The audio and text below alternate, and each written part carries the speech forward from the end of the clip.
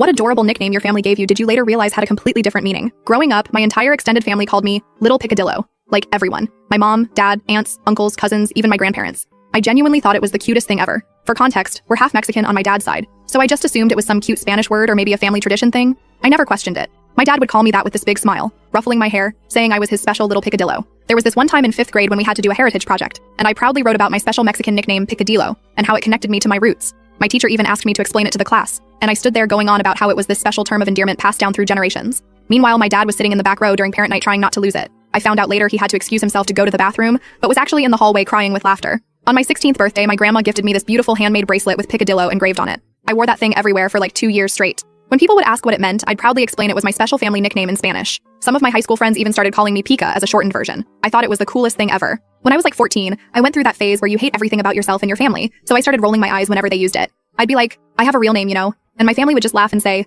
once a picadillo, always a picadillo. My dad would wink at my uncles and they'd all start laughing. I thought they were just being annoying adults. In college, my roommates met my family during parents' weekend, and of course the nickname came out. For the next 4 years, some of my closest friends called me Picadillo thinking it was this cute cultural thing. My cousin Emmett once visited campus and nearly spit out his drink when he heard my friends use it so casually. He played it off, but now I realize he was dying inside knowing what it really meant. There was even this guy I dated sophomore year who thought it was adorable and started calling me his little Picadillo in this sweet voice. My dad met him during a family dinner and had to excuse himself from the table when he heard it. I thought he was just being weird about me dating someone, but no, he was laughing at this poor clueless guy. Fast forward to last month. I'm 25 now and was at my cousin Tracy's wedding. I haven't lived at home for years, but whenever I visit for holidays, the nickname still comes out. At this point, I'd kind of reclaimed it, like it was annoying as a teen, but now it's just part of who I am in the family. Nostalgic even. So at the reception, I'm catching up with all the relatives I haven't seen in forever. Everyone's a little tipsy, including me after 3 glasses of champagne. My dad's brother, Uncle Andres, comes over and gives me a big hug, saying, "There's my favorite little Picadillo." And I'm like, still can't escape that nickname, huh? Uncle Andres starts laughing so hard, like tears in his eyes laughing. I'm just standing there confused. He calls over my dad and my other Uncle Jeff saying, she still doesn't know what Picadillo means. They all start dying laughing.